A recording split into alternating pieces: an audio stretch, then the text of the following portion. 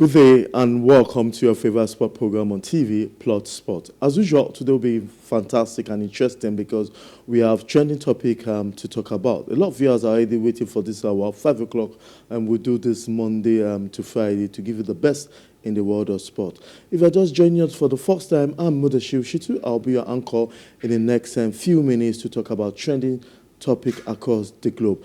Will be joining me to discuss and be a companion on this show. Right, sitting down here with me is Iwuanyanwu. He's a sport administrator, a director, a sports coach, and many things relating with sport. It's good to have you, Eri. Thank you very much, Modashitu. Yeah, joining me all the way in Abuja is an interesting sportman and entrepreneur who has devoted his time and energy and his resources in doing so much in regards to sport. I'm talking about Abdullahi Umar. It's good to have you, Abdullahi. Thank you so much for having me. Yes, Abdullah also is a co-founder of Table Tennis Academy, one of the best table tennis academy in Nigeria. But we will not be spending so much of our time on just table tennis. We'll start with Abdullahi, and we'll go straight to the topic that a lot of people have been wondering. Why is it that with all the corporate bodies in the country, the sport still suffers? What's the problem that we have many big brands across Nigeria and we don't get a lot of sponsors? So we're looking at corporate sponsorship and sport. Abdullahi, corporate sponsorship and sport, what does that mean to you? Because it's a daily word.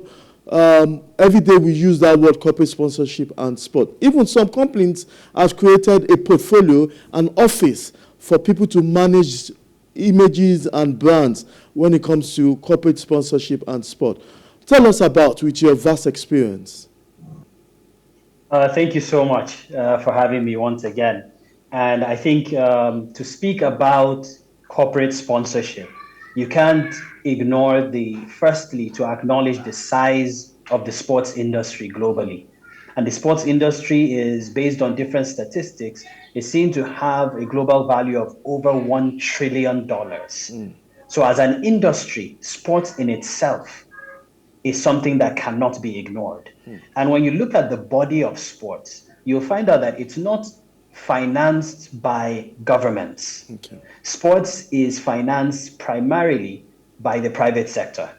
And the private sector is a makeup of companies that cut across several industries.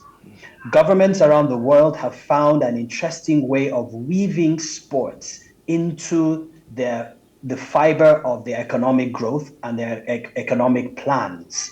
Now, corporate sponsorship for us essentially means the extent to which an organization leverages a sporting activity to support the growth of its brand, support the growth of talent, and equally showcase the fact that it is in contact with community within the local environment that it operates.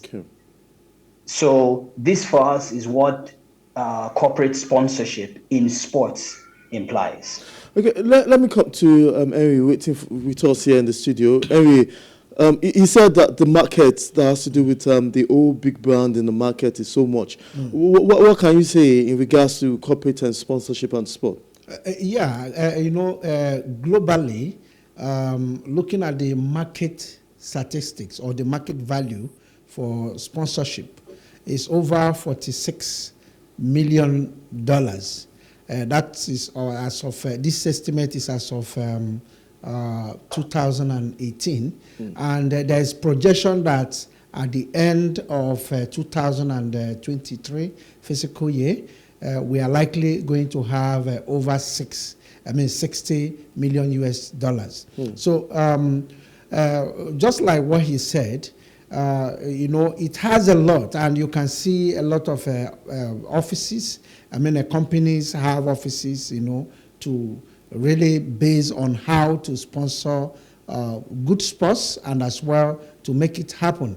It's quite unfortunate down here in our own area, that is talking about Nigeria, we are leaving everything to the government. Though the government is supposed to create a good enabling environment, but at the same time, leaving it totally to the shoulder of government is also not helping us, especially because talking about sponsorship, you have to be looking at development first and then seeing how things are working fine, before you now start going into all this. So it's high time, we have private sectors coming in and assisting where it's necessary, and making our sports, be more productive and more visible to the world. Yeah, you rightly said, and I'm going back to Abdullahi because you remind me of what Abdullahi just said, that the market for sport is a big one. But why is it that it shows in our own statistics and report in Nigeria here that the corporate bodies don't have so much interest in sponsoring sports? Why is it that way? What's wrong? Okay, thanks a lot. Now, if I'm to ask a rhetoric question now, Okay. and I say, you're thirsty and you want to drink water, but how do I know that you're thirsty if you don't say anything? Okay. I wouldn't know.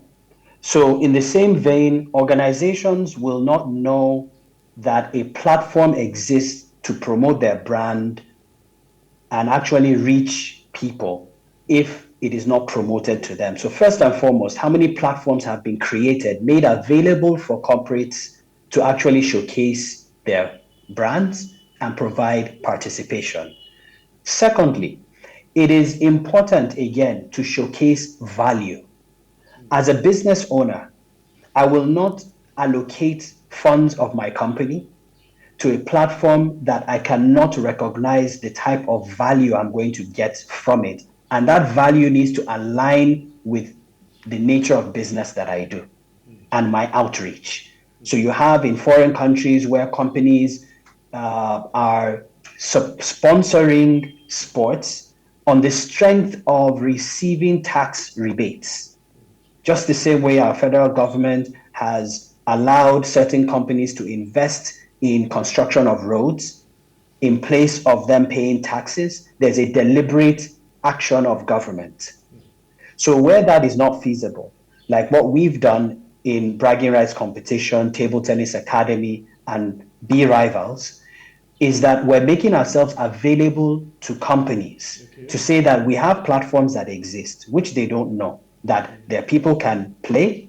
We can actually create a platform for them to reach institutions and schools, and then improve the level of trust those companies will have in ensuring that when they tell us or when we tell them that they're going to reach a particular audience through our platforms, that actually happens. Because you will agree with me that Nigeria as a whole is an exporter of sporting talent. And when you go back to the Commonwealth Games, you will see that Nigerians are representing a lot of other countries.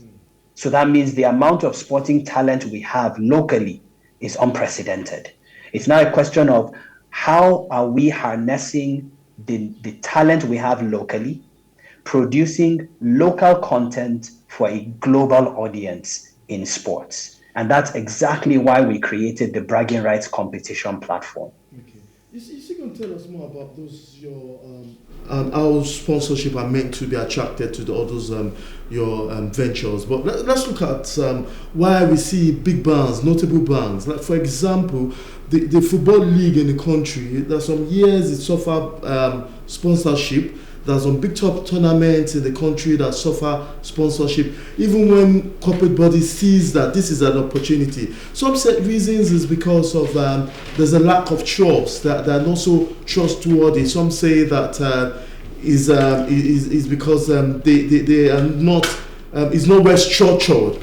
Why do you think complaints like leagues, like Nigerian leagues and other big brands have to really sweat it out to get brands to sponsor them? I think you hit a very key component, which is trust. And the moment trust is broken, it's very difficult to bring it back together or rebuild it. Now, in creating the platform that will showcase and present value to any company that is going to align its money toward is different. And unlike developed countries where they already have a framework of how companies see the value of participating in sponsoring sporting activities or leagues that are local, we don't have that framework here. So there's no incentive for corporates to actually spend their money on sporting events. So if you look at how the developed nations have done it, is that they've integrated sports into their school system. In fact, they see it as a way out for employment because it affects a lot of industries.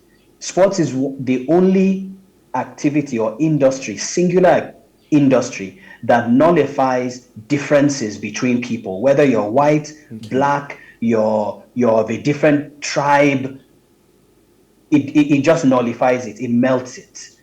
Okay. And if we see that opportunity, we'd realize and acknowledge that it will do us a lot of good if the government in our space can actually put together some tax incentives on the one hand, some mandatory component of making sure that sports is mandatory within school curriculums. And then it now spins out because the private sector now sees that it's interesting. Why do they transfer players? Outside the fact that it's a good deal, is that they sell jerseys, they sell merchandising. That's what's moving sports around, consumables. And that's what we need to focus on locally. We need to make sure that sports is seen as a career path for our people. It's happening, but then it's just not given the kind of attention, and the platforms need to be established. Okay. From your experience, still on you, what are the key things that corporate sponsorship, you've said leverage for the money or for the support, but if I'm, because I'm speaking, imagining people out there watching you, an expert in this area, you've got 3 companies that are doing so well or planning to come out there and seeking for corporate sponsorship. What must I be doing? Some companies decide that you must be ongoing. You can't just start something in the first year and you expect them to support it. Something that you have to be in the second year, third year before they can bring in their money to be part of it. What must I do as a sport director, a sport administrator, that will attract corporate bodies to be part of what I'm doing? I think first and foremost, sports must be looked at particularly as a business. I don't think it's enough to look at sports as just a hobby. It's a business. There's numbers that goes behind it. And as with every businessman, when you look at what allows you to receive cash flow, sponsorships is just one leg of it. And it cannot be the primary source of your profitability or your survival. The moment you allow sponsorship to remain the foundation of your survival, then chances of you succeeding would be very slim, because it means you're always going cap in hand to meet organizations, and without their funding, you're not going anywhere. But if you remodel your business, your sporting event or activity around demand and supply, which is a reflection of what the market requires or is requesting of you, then it makes it easier because you're able to build a solid foundation upon which you're going to grow your reputation in the market, and you would be able to gain the kind of trust that these companies need to put their money in your bank account and support the initiative that you have. A lot of companies like to support lives, and that's what sporting is about. Sports brings about improved character. In fact, even in the education space, when you receive your qualification from an institution of university, they will tell you that you've been found satisfactory in character first, before they now speak about your technical competence and what you've been through. And the only thing that molds character better than your mom and dad's beatings at home is sports. It gives you focus, it gives you concentration, it allows you to know how to play in a team, it teaches you how to lose, how to win, play fair, and all of that. So I think the business strategy around how sports should be conducted needs to be looked at. You need to know that you're not going out for handouts. but then you're adding value to any company that you're interacting with. Not that you're just taking from them, you're adding value to them and you're solving a problem. Because we know that life expectancy and all of that is reduced by people not doing exercise. So if I'm into sports, that's the angle I'm speaking to people from. I know that team bonding improves the profitability and productivity of employees in an organization, and I'm speaking to organizations from that perspective.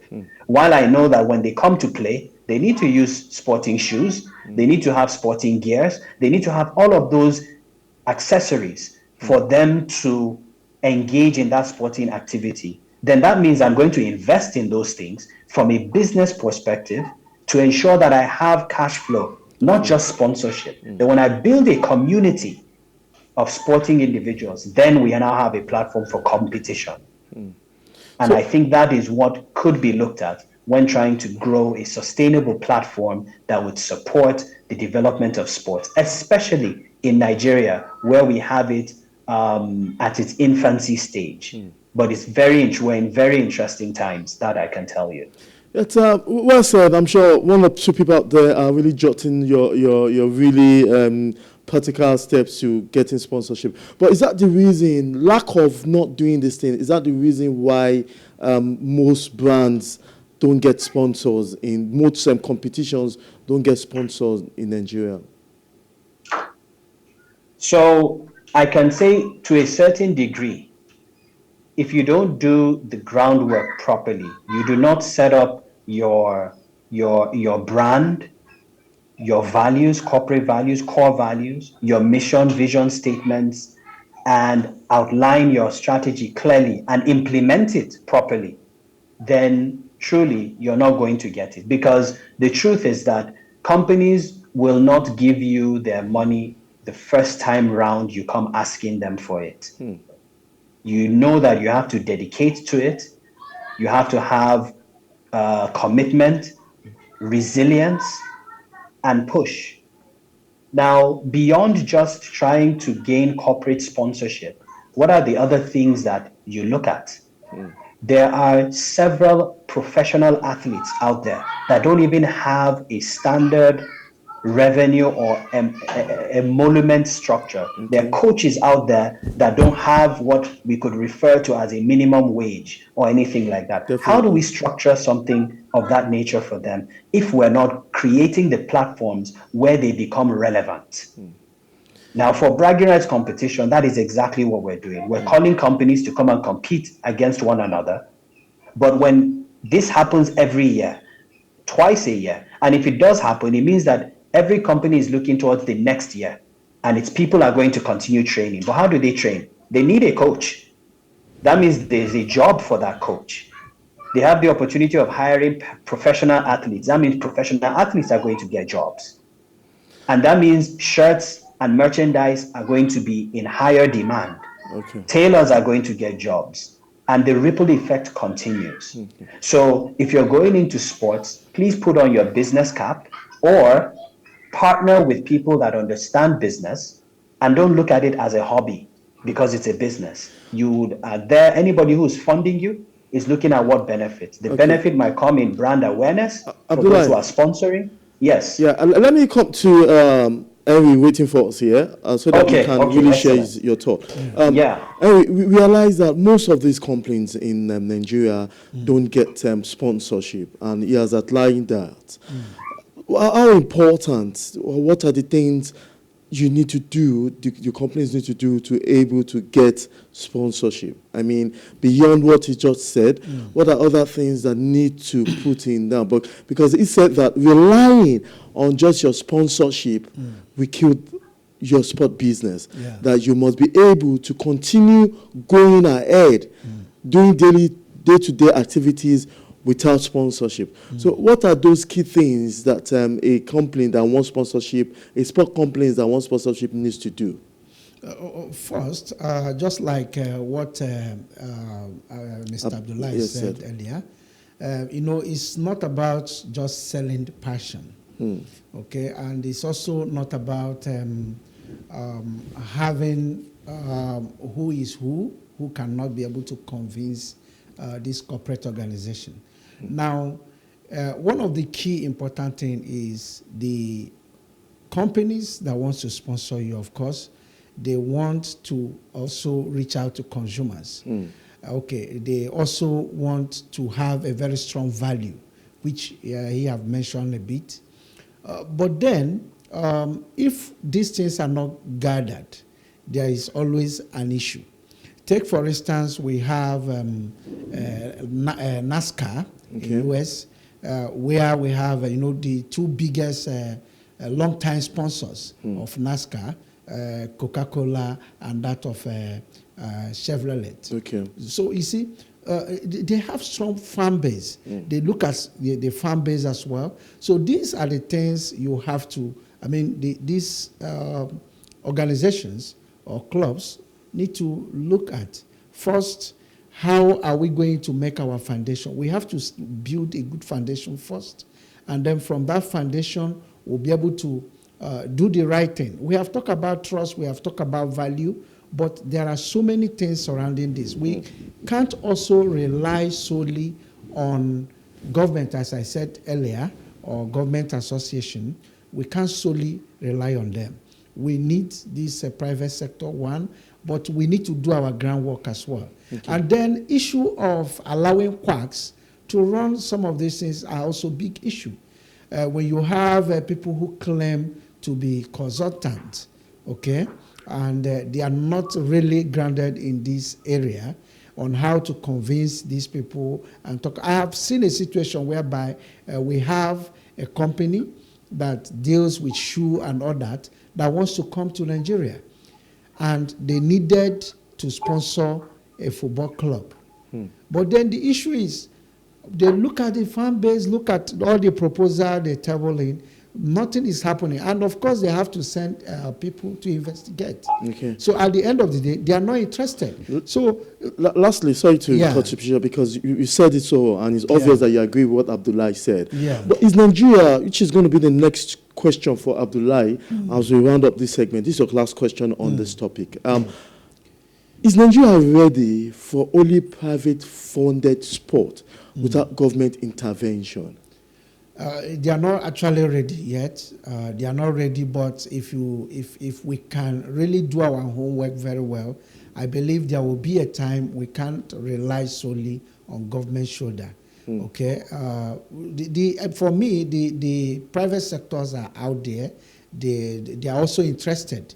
They are ready to give sponsorship, but at the same time, you need to convince them. Where there is no good fan base and all this, it is a big issue. Okay. So we, as I said before, doing proper homework and putting up a good foundation is very important. And I believe with time, we'll be ready to do all these things. How ready are we, Abdullahi, on this particular readiness to just get only private-funded investment in sport that government should hands off? Abdullah, how ready is our country, Nigeria, for this? I'll say Nigeria is ripe, and Nigeria is ready. What we need the government to do is to maintain the role that it's responsible for, which is facilitation. If the government should facilitate and provide an enabling environment for sports to thrive, the private sector will unlock its funds and it will spend, because it becomes a profitable area to engage in. And if you take any other industry that the government has equally looked at and allowed the private sector to drive, you would see that over the years, the amount of investment that goes through that space becomes so much. And telecom space is one of them. Once upon a time, we had NITEL. And we had maybe about 400,000 landlines littered around Nigeria. But in the advent of MTN, Globalcom, and the rest, we did what they call a technological leap. We leapfrogged a lot of countries in terms of the pace of growth. So if we're allowed the right type of business environment, and the incentives to invest in sports would allow us companies to have some form of tax rebates. Schools are incentivized to ensure that sports are integrated into their curriculum in a professional manner. And there's a league where the league, sports leagues from the primary schools is linked to that of the secondary schools, is linked to that of universities and the professional leagues, then definitely it will happen. Because even today, as I speak to you, I'm aware of someone and a few people who are getting sponsorships and scholarships through table tennis for a university. So I know somebody who went through his 4 years of a university in a private university, fully paid under sponsorship because he plays table tennis. Okay. And there's several others that have traveled outside the country on the strength of their capacity in football and other sports. So I believe the private sector is ripe. Okay. It's obvious that the private sector is ripe, and it's a very big question, topic to talk about. In subsequent edition of our program, we'll be talking about. But just two questions in one. You talking about the bragging right event and all that. In less than 2 minutes, tell us what this your event is all about. And we know we're in new dispensation. Just a few weeks ago, we had a new president. What kind of minister of sport should we be expecting? If you can just give us your expert opinion on these two questions as we round up this segment of the show. So, firstly, I would like to start with the last question, which has to speak to the type of minister of sports. And I'll speak to the nature of Mr. President that we have. So far, with what is going on, it seems like we're going in the right direction. There are very difficult decisions that he has taken that are the right type of decisions that needed to have been taken for a while. And we hope that he will select the right type of people that understand what it means to create a viable business environment so that the private sector can thrive and unlock what we need. Let me put it this way. The generality of our populace, if you look at the percentage of people that have gone to school versus those who are living under $1 a day, the only type of jobs that we need in Nigeria are service-driven jobs, talent-driven jobs, skills, not the one that you go to an office 9 to 5. You need people that, all these guys that are on the streets and all of that, if you tell them to come and do a 100-meter sprint, you tell them to come and play football, basketball, tennis, that is just their raw talent they're bringing to the playing field, then yes, you're going to create a monster of an industry in sport without putting too much pressure on our educational system. And that's that we need a sports minister that can understand this, that can see it, and get the right type of support from Mr. President so that we can reduce the amount of pressure on governance and the amount of pressure on private sector. And private sector now sees that there's a push towards sporting as a viable platform to mop up opportunity of investments and equally engage the youth that we have. Now, lastly, bragging rights competition.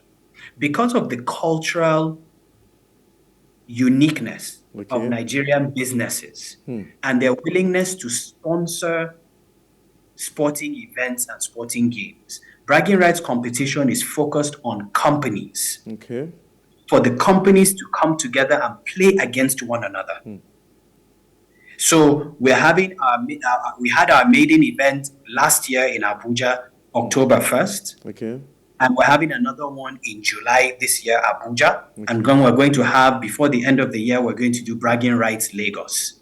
And companies are supposed to bring their staff, 70%, 30% professional athletes, and come and slug it out for the one company that will be the bragging rights champion in Nigeria. And bragging rights competition provides a platform that would allow corporate brands to be showcased because we're coming out with customized jerseys for all participating companies. And at the same time, these companies will push their brands out there to Nigeria. Yeah, because of our time, Abdullahi, obviously that we'll be bringing you in subsequent edition of our program. I'm sure that a lot of people watching out there have learned a lot about this. The bragging rights, the reason why we should have a very good sport ministers and what corporate sponsorship and sport, how they align and what they should do. And I'm sure a lot of people will be sending us messages right now to tell us they're really enriched by your vast knowledge. Thank you very much, Abdullahi Umar. Thank you. He is a co-founder. Have them register on bragging rights competition, they should visit our website and get their Okay. companies registered for the games coming up in July. Okay, definitely. I'm sure we can get more information after the show on that. Thank you very much, Abdullahi Umar. Thank you so much for having me. Yes, Abdullahi is co-founder Table Tennis Academy, an entrepreneur, and has spent so much of his time on sport and corporate sponsorship.